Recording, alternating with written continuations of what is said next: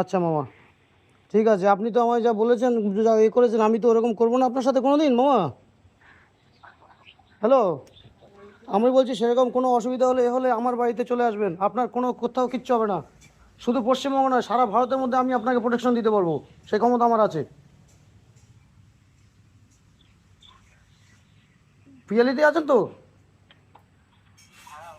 আর ওই ধরনের কথাবার্তা কাউকে কোনোদিন বলবেন না, না বুঝে শুনে। আমি তো দেশবিরোধী কোনো কথাবার্তা বলিনি, তাই না?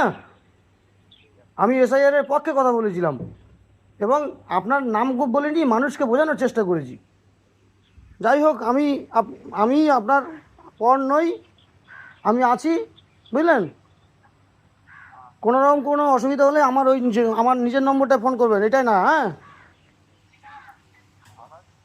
আমি বেঁচে আছি। আমারও তো খুব ভয় ছিল। আমি যদি এই আমিও তো খুব, দাঁড়ান এক সেকেন্ড, আমিও তো খুব